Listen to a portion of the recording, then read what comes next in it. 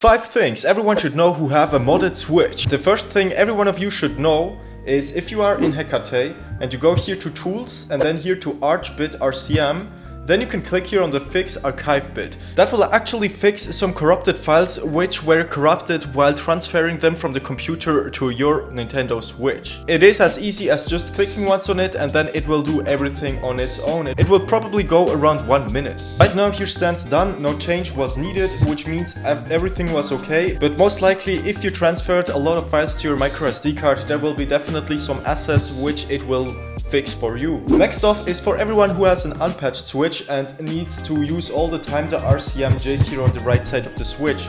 If you're coming here to the same menu, Tools, then here on the bot side Archbit, and then you're clicking here on Auto RCM, then every time when you power on the Switch, it will directly go into the RCM mode without the jig needed.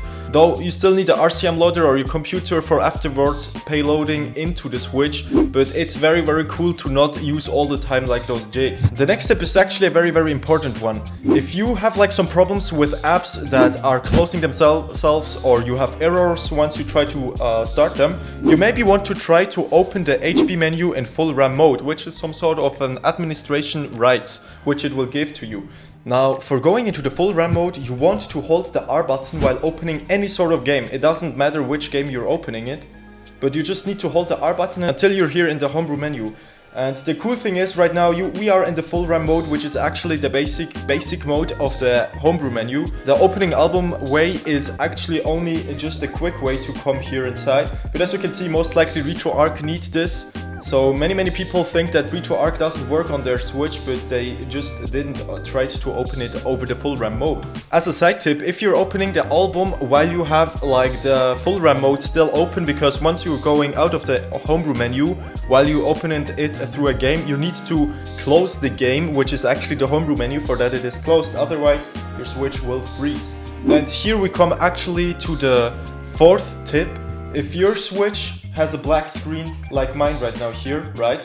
Most likely it's all the time if it freezes and you want to start it. As you can see, I have actually a chip inside. It should actually right now start, but it doesn't. It isn't shut off to 100%, which means you need to hold the power button for at least 10 to 15 seconds for it to shut it down, so that you can at the very end actually start it.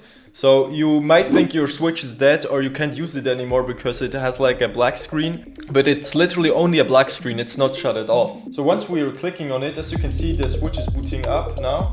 Boom. We are good to go.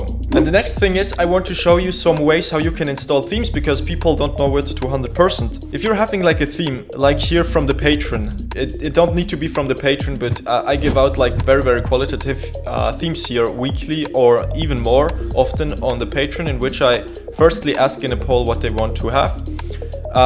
But yeah, if you have like the file, the themes file, which is right now here in the zip, and here inside we have the themes, right?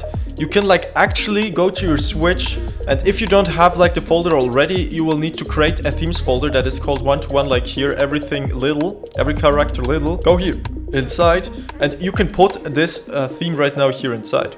I'm going just to do it, it's not a big file. Here we go, the NX Themes Installer, which is the app for installing themes. Then you will eventually find it here under themes. And you don't need like to have a folder actually, but it is more organized like this. But then as you can see, it's like an explorer. You can go into that folder for checking out every app. And just a side note, if you're clicking Y, you can click here on all and then plus for installing all together.